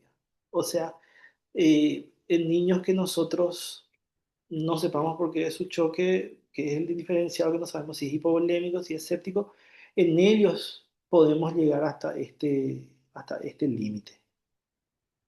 Ven que actualmente ya no hablamos luego más de ese, hasta tener signos de sobrecarga y eso, ya ponemos límite a las expansiones. Y en sospecha de choque cardiogénico, un solo bolo, si es que hay signos de hipovolemia, y después ya iniciar inotrópico directamente. De hecho, el paciente cardiogénico luego con un bolo probablemente ya empieza a tener crepitantes y signos de sobrecarga. Entonces nos quedamos ahí. Y los volúmenes, entonces repetimos, 10 ml por kilogramo en término, 20, en pretérmino, perdón, 20 en término, 15 a 30 minutos. Límite de paciente pretérmino, 2 bolos, 20 ml por kilogramo. Límite de paciente de término, 40 ml por kilogramo. Acuérdense que el manejo del choque, la administración del líquido en choque no es para que el paciente, para inflarle al paciente desinflado. Es es mejorar la volemia y sacarle del choque al paciente. Después haremos todos los otros procesos para tratar de que no vuelva a ocurrir, rehidratarle, aumentarle los líquidos, compensar las pérdidas y eso. Pero el tratamiento del choque no es expandirle e inflarle al paciente, es sacarle nomás el estado de choque, compensarlo un poquitito y en 24 48 horas tratar de hidratarle ya al paciente normalmente y cubrir todo ese déficit que tenía el paciente en el caso del choque hipovolémico o solucionar las causas en el caso del choque séptico o cardiogénico. Y bueno, un pensamiento, lo correcto es correcto, aunque nadie lo haga, lo incorrecto es incorrecto, incluso si todos lo hacen. San Agustín de Hipona decía eso, entonces nosotros tenemos que siempre mantenernos, como se dice, informados, siempre leer lo último que hay y no porque todos hacen algo significa que esto está correcto, sino tenemos que aprender, preguntarnos y tratar de ir avanzando siempre en los conocimientos. Y bueno, muchas gracias. Creo que aquí terminó la presentación. Muchísimas gracias, Guido. Espectacular tu clase. Re linda, sinceramente. Yo espero que a todos le haya beneficiado y yo creo que sí, ¿verdad? ¿Y cuál era el plan de esta clase? Justamente el unificar criterios en la actualización. ¿Qué tal, Rodrigo? En la ¿Qué tal? ¿Cómo actualización está? de, ¿todo bien? En la actualización de los datos de lo que es el manejo de inotrópico, ¿verdad? Entonces yo le agradezco infinitamente a Guido por la voluntad y que dijo sí y vamos a continuar nosotros con nuestras clases, ¿verdad? Y ahora lo que les invito es a que si quieren hacer preguntas, pueden activar su micrófono y para poder hacer preguntas. O, O si no quieren hablar, pueden poner en el chat, no hay problema. o acotar también cosas. Bueno, bueno, Guido, primero felicitarte por tu charla, me encantó. Ya, todos los días se aprende algo. Eh, ¿Cómo le voy a decirte? Lo único que te pediría es que envíes la copia de tu charla al grupo para que todos podamos imprimir y poner en el Ese el protocolo. plan es, Rodrigo, hacer, en base a eso nosotros vamos a hacer el protocolo. En base a esto Qué vamos a hacer bueno. el protocolo y va a quedar grabado, entonces las personas que no pudieron participar, Ujú. para que puedan ver y las personas que quieren volver a mirar, para que vuelvan a mirar de vuelta. O sea, ese es el plan. Excelente. Sí, Armar tipo una carpeta. sí, armar una carpeta sobre y para poder hablar todo el mismo idioma y para poder hacer las actualizaciones y en base a eso manejar los pacientes. Ese es Les, el... Excelente. les cuento que tenemos un YouTube del servicio, de USIN. Entonces, ahora grabo ya y voy a estar subiendo mañana por ahí, voy a estar subiendo ya al YouTube y les voy a pasar el link para que puedan ver de nuevo la charla. Y bueno, y después, según esto, para hacer un protocolo que también vamos a estar compartiendo con el grupo por si quieren hacer correcciones, agregar algo y todo eso antes de lanzar el oficial. Así mismo. O sea, que estamos abiertos a cualquier acotación que quieran hacer o agregar. Y también a las personas, hay un listado que se hizo incluso de las clases, ¿verdad? Si por ahí alguien se quiere ofrecer a dar alguna clase, bienvenido, ¿verdad? Entonces todos vamos a salir ganando sobre los temas que se vayan desarrollando, ¿verdad? Y bueno, y no sé si alguien quiere preguntar algo, puede prender su micrófono y preguntar o hacer una pregunta en el chat. De mi parte, muchas gracias. Realmente dio gusto preparar con Leti cada rato nos comunicamos, no, le falta esto, ponerle aquello. Por lo menos, yo tenía una clase preparada para pediatría, pero no tanto, es otro mundo. Y bueno, yo creo que ahora estamos abriéndonos más a los inotrópicos, porque hasta hace unos años era no, milrinona no, noradrenalina no. Ahora, por ejemplo, ya estamos dejando más del lado la dopamina y estamos centrándonos en la dobutamina, la milri, la nora y los límites también bajamos de cuándo iniciar ya inotrópicos, ya vamos más rápido. Entonces, Sí. yo creo que es un nuevo Sí, avance. sobre todo quedarnos bien, o sea, tener bien en claro la dosis mínima y la dosis máxima y actuar rápidamente y no permitir que el paciente ya se chocó y nosotros llegamos tarde. O sea, que saber identificar los pequeños signos que ese recién nacido nos está dando, ¿verdad? Y eso únicamente es con ojo clínico y la práctica, ¿verdad? Y tener en cuenta estos ítems y según eso catalogarle es qué tipo de shock es el que nosotros estamos viendo.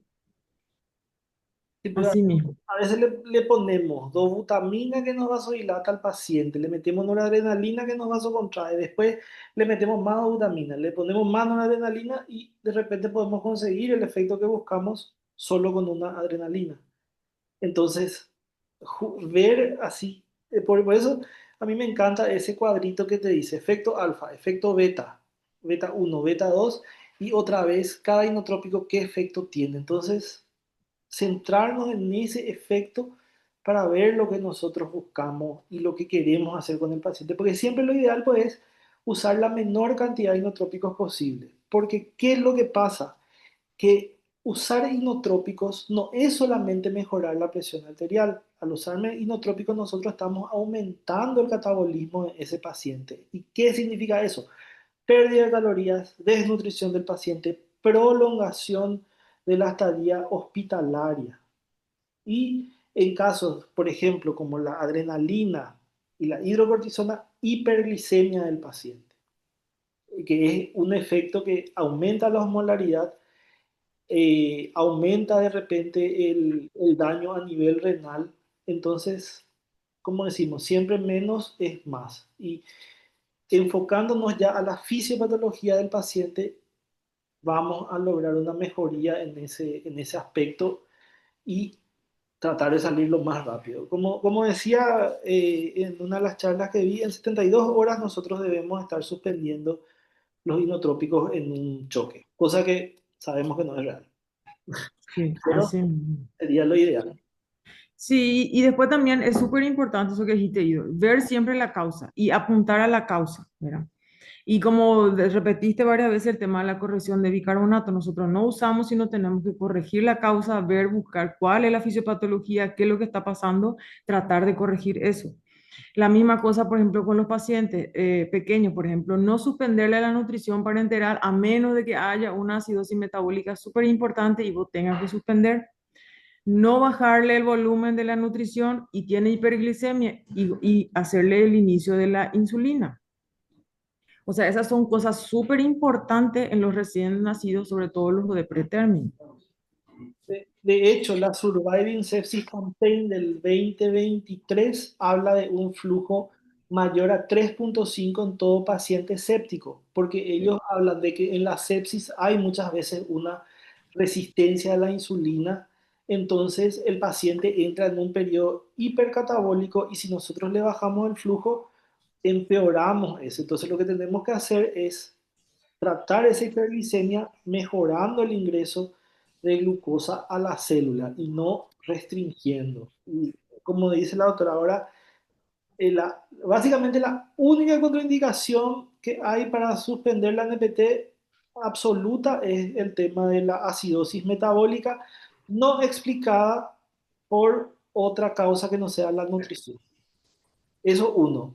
Ahora, el inicio de la NPT en pediátricos es a las 72 horas después de que, o sea, eh, desde el diagnóstico del choque séptico o la sepsis del paciente.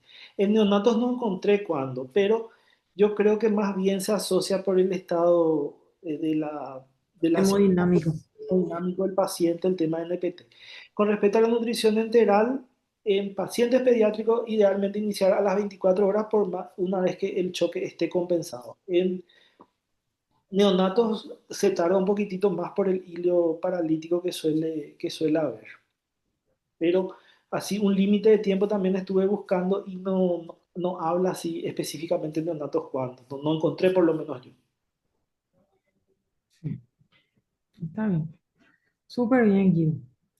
Yo creo que en honor al tiempo nos vamos a ir despidiendo ya, No, porque no, mañana tenemos una habilitación pendiente a las 7:30 de la mañana. la Vamos a ir inauguración. mandando las fotos y vamos a ir repitiendo las reuniones. Lo que yo quiero acá, ¿cómo se dice? Aprovechando la concurrencia también, es solicitarle alguna cosita con relación.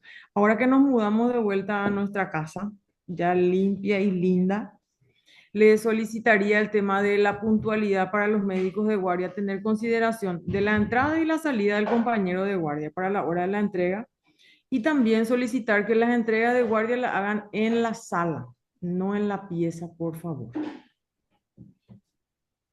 Y eso es todo. Muchas gracias a todos los Muchas asistentes. gracias a todos y nos vemos oportunamente. Gracias, gracias, Guido. Gracias, gracias, Guido. El doctor Chao, Robert, chao. organización en sífilis. Sí, Vamos a pedir puntaje para recertificación así mismo. a nuestras charlitas. Dale, dale. Gracias, Guido. Gracias, gracias. Chao, chao. Chao, chao.